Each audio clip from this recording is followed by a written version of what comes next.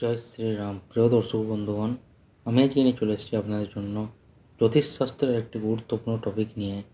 তো আজকের টপিকটি কী নিয়ে? আজকের টপিকটি হলো কোটিপতি হওয়ার টপিক। তো আপনারা যারা কোটিপতি হতে চান, এই ভিডিওটি তাদের জন্য। কোটিপতি হওয়ার এই টোটকা খুবই প্রচলিত। আপনি কিন্তু জীবনে একবার ট্রাই করেই দেখতে পারেন। তো আপনি কি বহু প্রচেষ্টার পরেও অর্থের অভাব কাটাতে পারছেন না, বা বহু প্রচেষ্টার পরেও যদি আপনার অর্থের অভাব না কাটে, তাহলে তার নেপথ্যে থাকতে পারে কোনো বাস্তুদোষ। তাই কোটিপতি হওয়ার এই 5টি মন্ত্র অবশ্যই মানুন। আর প্রত্যেকেই চান যে তার আলমারি বা ব্যাংকের লোকার টাকা পয়সায় পূর্ণ থাকে, দেবী লক্ষ্মীর আশীর্বাদ যেন সবসময় তার উপর বজায় থাকে। কিন্তু অনেক চেষ্টার পরেও যদি মানুষের অর্থের অভাব না কাটে, তাহলে তার নেপথ্যে থাকতে পারে কোনো বড় বাস্তুদোষ। আর যদিও এই বিষয়ে আমাদের বাস্তুশাস্ত্রের কিছু প্রতিকারের কথাও বলা আছে, সেগুলো যদি আপনি মেনে চলেন তাহলে মানুষ কোটিপতি হতে পারে।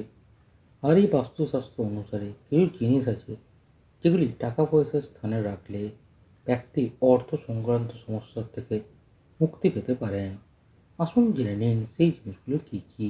আপনি যেখানে টাকা রাখেন, সেটা আলমারি হোক বা লোকার হোক, বাড়িতে আমাদের জ্যোতিষশাস্ত্র মতে শুক্রবার 7টি পয়সা বা কড়ি লাল কাপড়ে বেঁধে সেখানে রাখুন। আর এতেই দেবী লক্ষ্মী প্রসন্ন হবেন আপনার উপর, ও বাড়িতে সৌভাগ্য নিয়ে আসবে। লক্ষ্মী সেই বাড়িতে স্থায়ীভাবে বসবাস করে। 1 নাম্বারটা আপনাদেরকে জানালাম। 2 নাম্বার কি প্রতিকার? তুলসী পাতা। বাস্তুশাস্ত্র অনুসারে ভগবান বিষ্ণু ও দেবী লক্ষ্মীর পুজোয় ব্যবহৃত তুলসী রাখুন যেখানে আপনার টাকার স্থান। বারবার বলছি, আলমারি হোক, লোকার হোক, বা যেখানে আপনি টাকা রাখেন।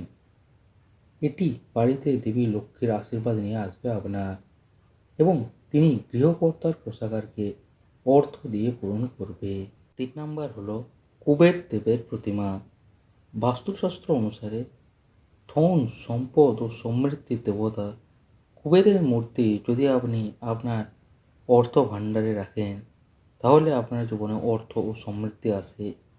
ব্যক্তি তার কর্মজীবনে উন্নতি লাভ করেন, এবং সেই বাড়িতে কোনোদিনও অর্থের অভাব হয় না। 4 নাম্বার উপায় কি? আলমারির লোকারে পুজোর সুপারি রাখুন। বাস্তুশাস্ত্র অনুসারে যে কোনো ধর্মীয় আচার অনুষ্ঠানের পর টাকা পয়সা রাখার জায়গায়, অর্থাৎ বারবার বলছি, লোকার হোক, আলমারি হোক, বা আপনি যেখানে ব্যবসা করেন, আপনার যেখানে টাকা রাখেন, সেই জায়গায় পুজোর ব্যবহৃত সুপারি রাখুন। এর ফলে কি হবে? এটি বাড়িতে আশীর্বাদ নিয়ে আসে, এবং ঘরে কখনো অর্থ ও খাবারের অভাব হয় না। আর শেষ উপাচারটি কি? হলুদের কাঠি বা মূল।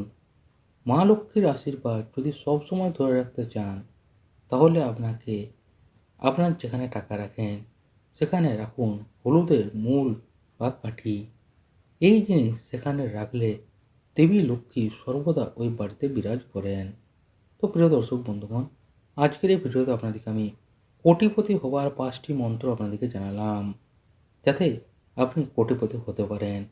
এবং এটি হলো কোটিপতি হওয়ার একমাত্র খুবই প্রচলিত বা খুবই দরকারি টোটকা, যেটা আপনি ফলো করে দেখতে পারেন যদি আপনার ইচ্ছে হয়। চোর কাউকে নেই। তো প্রিয় দর্শক বন্ধুগণ, আপনার যদি টাকার অভাব থাকে, অবশ্যই কমেন্টে জানাবেন। এবং ভিডিওটি কীরকম লাগলো আপনার, সেটিও কিন্তু অবশ্যই কমেন্টে জানিয়ে যাবেন। কমেন্টে না জানিয়ে যেতে একদমই ভুলবেন না। এবং ভিডিওটি ভালো লাগলে অবশ্যই একটি লাইক করবেন। ভিডিওটি বেশি বেশি করে শেয়ার করে দিন আপনার বন্ধু বান্ধবীদের সাথে।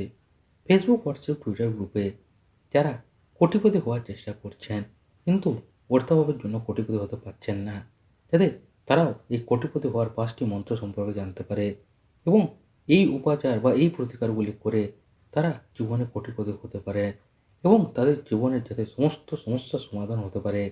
তাই ভিডিওটি বেশি বেশি করে শেয়ার করে দিন।